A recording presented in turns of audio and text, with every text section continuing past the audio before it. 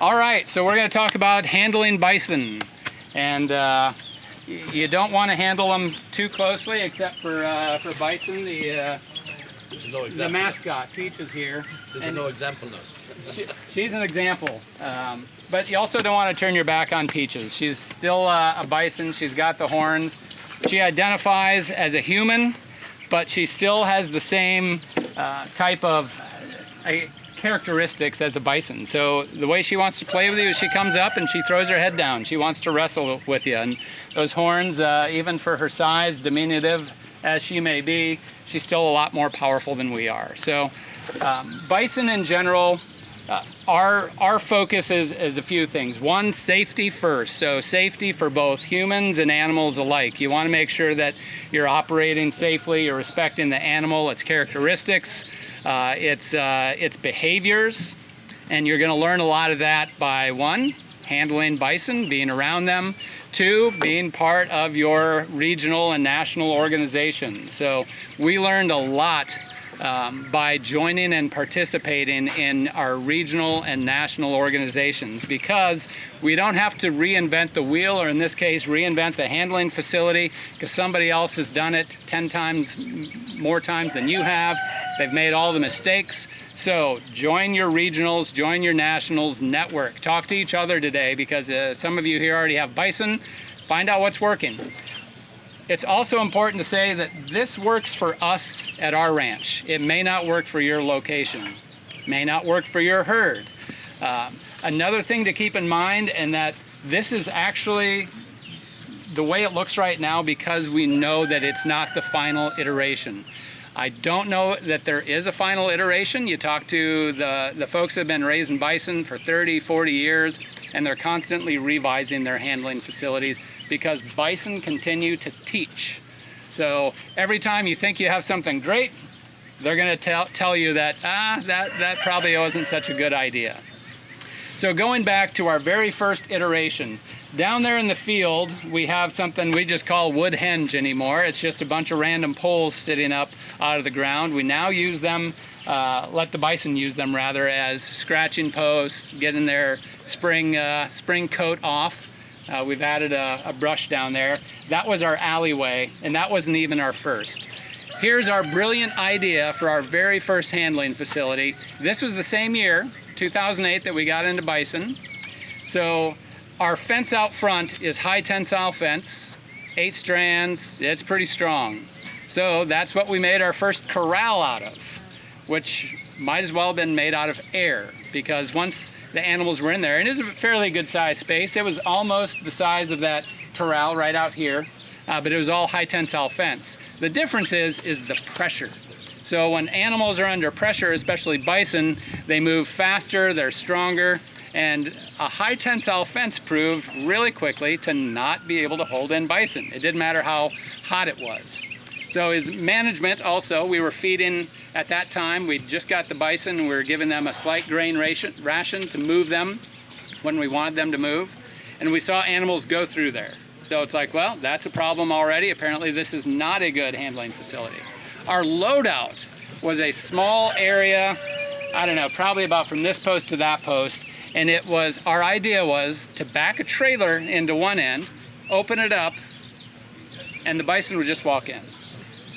So it didn't quite work out that way, but we had one of the spring gates. If you guys have seen them over the gates, it's a spring gate, travels electricity across the gate. So we had that, and we had the bison. We thought, wow, this is working, because it was in that area, and we were just gonna use that spring gate to entice them to get in the trailer with a little bit of electricity. That also didn't work. So from, was it September? Between September, so we lost our processing date. We did not get that animal in the trailer. They taught us we were stupid, and we went back to the drawing board. So we built a corral. We are cheap. We were bootstrapping it, as Carrie said. We weren't involved in any programs. So we built a corral. I was in the wood business at the time, out of North American hardwoods, white oak, 2-inch thick. We made our loadout, that chute down there, was 7 feet high, 2-inch thick white oak. Once we got them in that alleyway, there was no turning back. So we at least had a successful and safe, secure way to get an animal in and out. we'd back trailers up to that, load them out. We had a couple of pens down there that the design has always been, except for that high tensile wire fiasco, to allow the animals to continue to find a way through the handling facility. So an open gate, and try to get them to turn back on themselves to see kind of where they're going. It's a mindset for bison to handle them the right way, to make them think they're going where they came in at. That changed. Carrie came up with this idea is partially because we were part of a larger, broader bison network that we wanted to build a corral that was a little bit more buffalo tough. There are some good ideas in there. One of them is the water. So getting animals to come in when you're going to put them in stress, and that is working the animals, they don't like that. But if they're in an area that they're already comfortable with, so they're drinking water, in this case we also put mineral out there. So this was a natural pass-through. They had to come in here to get to the other pasture and vice versa, and it was where they had their water. So Carrie had a great idea, and it's worked. All we have to do is open the gates, entice them with either mineral or chafe. It's a grass product that we use it's bison candy, and they all come into this corral. We shut the gates and just kind of give them time to acclimate. Before we had all of that, this equipment here, vet care was a challenge. So we have learned from our community, and thank goodness, that if you have a really sick bison, you have a dead bison. And it's not a fun thing to talk about. It's not a good thing to think about. But essentially, bison are really good at concealing their illness. Out in the wild, a sick bison is going to be left behind. You guys have probably seen a lot of cool YouTube videos now, but that's a defense mechanism. They stay healthy looking until it's really too late. So we didn't have a way to handle them or medicate them until we got this. We learned about this through one of the regional organizations, I believe. And this is a new dart, and you are able to remotely treat your animals. I'm not going to pick it up here now, but this model is essentially a Marlin 22, and it uses blanks. And what you do out of there, instead of running your animal into a corral like this, is you can, depend on what you think is the matter with them, you're going to take some projectiles, you're going to fill it with the right medicine. Most of the time, we're just using some type of dewormer. This is what we were using, because if an animal was lagging behind, that was typically the case. So we would load it up with the right amount, the right size of projectile, and remotely treat those animals while they were in the herd. So the cool thing about that is that we were able to treat all of our animals at the right time with really low stress. Again, low stress. So they're standing out in the field and they feel a sting. You know, we've all had that happen. They kind of, what in the world was that? But in general, it was a really effective way to treat our animals before we had this up here. And we still do it on occasion where it's a certain animal that might be lagging behind. I did find one of those out in the front pasture when we had our front pasture walk. Someone had asked how they fall out. And there's a gel collar on the very end of the small dart head. And when that goes into the bison, it eventually melts because of their body heat and then just releases and falls to the ground. And it's a lightweight aluminum dart. There's really little to no risk of getting it in your tire, getting it in a foot. And we typically walk out and try to collect as many as possible. We lose a couple. So that was kind of our, I think, next step before we got this equipment here. When we got into the bison industry, we definitely put the bison before the cart, for sure. We had, as you know, we had no pasture, we had no infrastructure when we bought the animals, and we built it all afterwards. That can be a challenge. The upfront cost, Carrie mentioned that many times, the upfront cost to put all of this in place before you get the bison is an exercise in discipline. We did not have that discipline. We saw the animals, wrote a check, and we were off to the races. if we had to do it all again today, we're impulsive people, we'd probably still do the same darn thing. We have the animals, they're right there, but we highly recommend having a way to safely work your animals. Judd's around here, he knows all about this stuff. Working your animals safely with equipment that's designed to handle them is super important. So again, this iteration, we learned that this is going to work really good for our herd based on the way that we work them, which is low stress and safety for the animals and the people. So we got this in November of one year, and I think we didn't use it. It sat in a pile there for about a year. And we finally got it up, put together, leveled out this. Carrie got the design put together.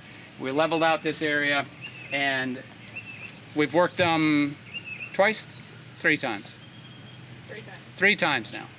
And we've found what works really well, and we've found where we really need improvements.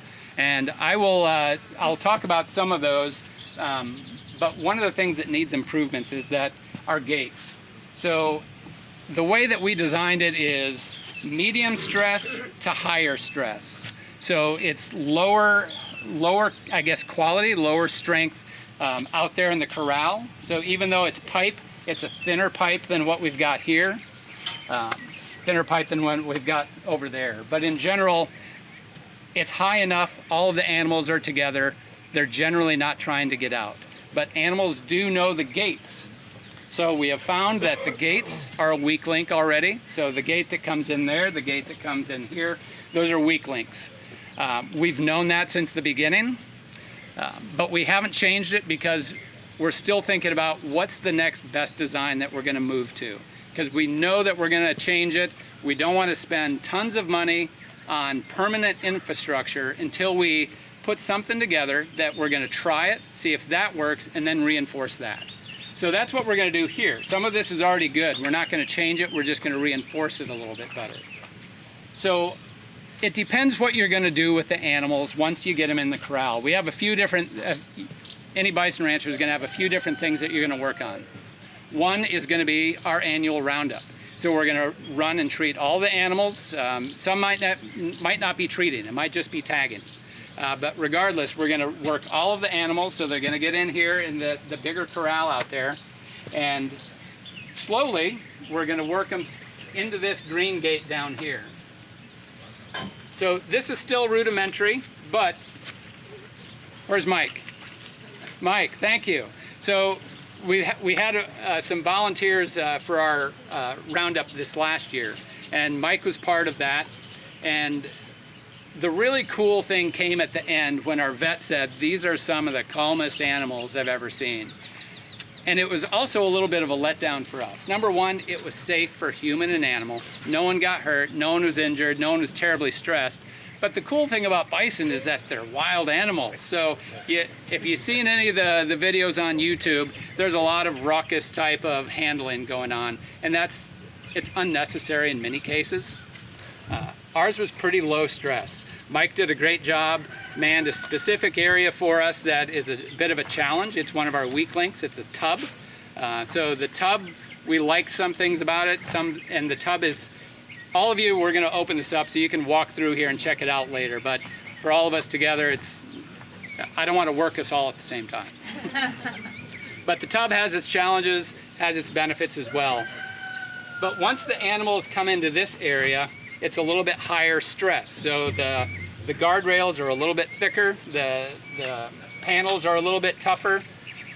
We do need to make it one taller in here. So once they come in here, someone is out in the corral. We started on foot, which is not safe for the ranchers because there's not a whole lot of space in there. If the animals turn on a dime and come back at you, they do. They're a lot faster. I think our vet kind of thinks a little bit less of me because I moved out of the way for a bison that was coming after me. He's like, no, you got to stand your ground. It's like, not this guy. So he's a former rodeo clown. He's tough as nails and doesn't flinch. We're glad to have him. But what we did, that year and this year is we mount a wide gate on the front of our tractor. And we just have someone in the corral. Carrie was doing that, I think, last year, and she just starts moving this 12-foot wide gate towards the animals. Yeah, we built a funnel. Yeah, we built a funnel. We did build a funnel that came off of that, so they couldn't come back this way. Hay bales. And Carrie would get a group of animals, and anywhere from as few as 2 up to half a dozen or more in this very first area from that green gate. The gates are operated on pulleys, so someone can stand on this side, the safe side, and just pull the gates open and close. They don't work perfectly every time, but most of the time they work that way. And once it closes, there's nothing, it just closes against itself. So there's a couple of springs on the hinges back there. We found them online. We thought we need something that automatically closes it. So it shuts it most of the time fast enough. These gates are on sliders over there. There's 2 sections. And as long as the group of animals is moving together, they feel safe. You open the gate, you shut it, slide it behind them, and it's pretty low stress. And then they're in the tub, and you close the tub on them. And I don't know, how many did we have in there at one time? 8, 10? Yeah, so depending on how many animals come through, then they start being worked through an alleyway. And there's a couple of sliding gates there as well. We had, this last time, Mike and Carrie and I and the vet, I think, brought 3 or 4 students. The year before, he brought 1. You don't need a whole lot of people. I think good operations can do it with just a handful. And that's what we found as well. And we tag on this end. For the first time, we did a pregnancy check, which is really good. So you go into the springtime with an idea of what your return might be, right? So you have a nice calf crop, and you have an idea of, you're able to make some plans, which was really good. So put ear tags in. I think we run a couple of other medications where necessary. And that panel that sits, freestanding panel on the outside there towards Jamie, that just comes up right about here. So we open this gate out, and the swing gate for the head gate right behind the gentleman there swings open, and the animals run out here. And it's pretty low stress. Again, our vet said this is the calmest animals he's seen. Carrie travels behind them, and with the tractor, you'd think that they would want to get out of the way, but they're just kind of moseying along. It was really low stress, but that's a really good thing. We got done, and our heart wasn't racing, the adrenaline wasn't pumping, which again, you kind of miss, but in the end, everyone was worked safely. We didn't have any broken bones, no cuts, no bruises. No injured animals. And all of it took us, I don't know, 2.5 hours, right? Something like that. So we worked it was 40-some head at the time. Yeah. So calves.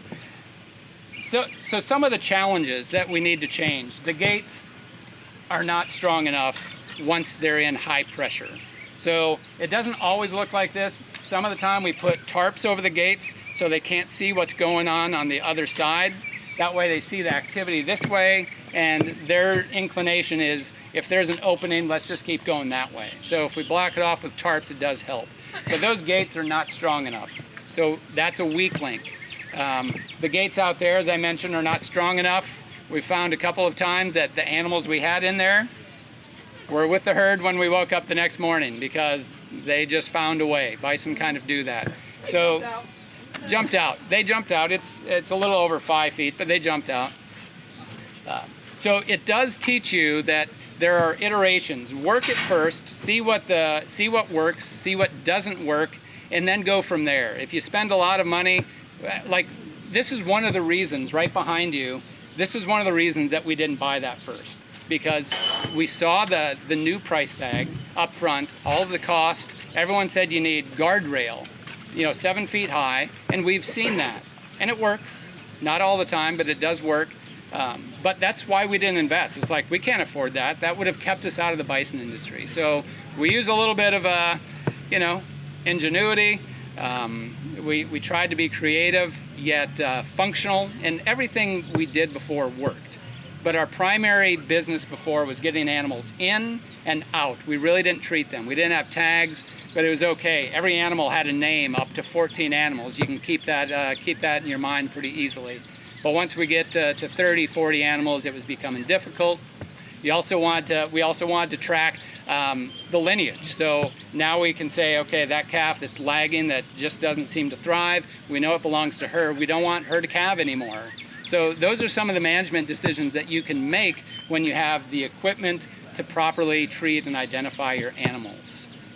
I think that covers most of it on the handling. What questions yet? When we're loading out. Oh, loading out. Okay, loading out. So yeah, there are a few different things. One is you're working your whole herd. I didn't get to that. Another is you're loading in or out. Loading in is pretty easy for us. We're going to back it up right where these gentlemen are standing right here, our trailer, and we're going to run them back into the tub first. They're going to be in this high strength area. They can't get out. They're going to get acclimated, smell everybody, and then we can turn them into the corral. So we can load them in this way, and loading them out is another challenge. So we do the same thing. We call the animals into the corral, and once they're there, we know which animals we're going to move. And Carrie, usually Carrie, is operating these gates here. So she operates the green gate and the red gate both. And generally, we want to work them where they're going to go to that pasture for a reason. So she stands at that gate. They're all in here. There's nothing to eat, nothing to do. They get a little bit bored. So Carrie will open the red gate and create an opening so then the green gate opens and some of them can see, oh, I can go through to that pasture. So then she just starts using that green gate as the cutting gate. So if an animal gets up there that we want, and it's gonna go through that pasture, she just lets the gate close and it circles around for the next selection. Sometimes we'll get the animals in here and do a quick sort. We've got that red gate can close off to a post that we can chain so they can't go through. But then when we get the animals that we do want to sort, and usually that's going to be for harvest, going to freezer camp, the red gate closes, it gets in here, the green gate closes behind it, and its next best option is to move this way. We've got a bunch of open gates, but that's also a weak link for us. So the animals don't want to go that way. There's too much space in this big first section that we can't really control them. So we go low stress and just kind of sit there and let the animal figure out it can go that way. It thinks it can get out if it keeps going that way because there's open gates. But once they walk past that first sliding gate, we shut it behind them. We've got our animal ready to go to harvest. And then they're in that small 10 by 10 pen. The trailer is right there with an open door. We open the slider, let them back into the space behind the trailer, and eventually, after circling around a few times, it goes, oh, there's an opening in the trailer. It jumps into the trailer, we slide the gate, and we've got our animal. And then if we're taking two at a time or whatever, we divide them further inside the trailer with a gate. And that's how we sort for animals that are leaving the farm versus working the entire herd at once. Every once in a while, if you have an animal that needs treated for something, we're going to use a similar type of practice. It's not too often that one animal needs to be treated, that we can't treat specifically with our dart gun, but in the same way, if it needs that type, maybe it needs a tag, it's had a tag removed, we can sort them for the same way, bring them in, except in this case, they'll run all the way through down to the head gate. You got a question? Have you ever had a bison get out from if they got their horn stuck in the gate and they opened it with their horn? We have not, but that's a good question. So another weak link in our current handling facility is for calves. So if you notice the spacing on here, a full size, even a yearling, Peaches is clearly not going through this. A calf can get its head stuck in there. And with its little nubbins, it will stick its head through and then straighten it out and try to pull it back. So that is another weak link in this type of pipe rail for our farm. So we need to put some type of covering at a certain height to make sure that the calves are not going to be able to stick their heads through. It's not something that happens often, but when we did have some calves in there, one showed us that, hey, you got some more work to do. This is not a perfect design yet. All right, so another question? Do you load out the night before you go to? Very good question. So yes, we do. So Carrie is our full-time bison rancher, and she is driving our animals for harvest about 2 hours north of here. And if we do this same day, if we load out same day, which we used to do, you run into all kinds of potential challenges. And number one among those is bison. So they may say, yeah, it's too early in the morning, we're busy grazing, we don't care what you got going on. The second is going to be weather. So weather can ruin, if you need to leave early for a 2 hour drive, then you're working your animals in the dark, and that doesn't work. So we load our animals the night before. We do it as late as we can because we don't want them in the trailer too long, but usually it's about, they're going to be in the trailer 10 to 12 hours. They tend to be calm. There's some that aren't, but yeah, we do load them the night before. How do you handle the calves through? Do you work them through? Will they follow the mom? The calves are going to stick with their moms. If they get separated, they'll go in with the next group that comes in. But generally, we know which cows go with which calves, but we work them all the same. So last fall when we worked them all, we had everything from 6-month-old calves all the way up to mature cows in the squeeze, in the tub down there at the end. Yeah, typically when we're doing our roundup, it's in the fall, so they're big enough to be away from their mom anyway, and they're not, I don't know, big enough. Mom's freaked out if they got separated, or? Not too much. No, the calves are more freaked out than the moms.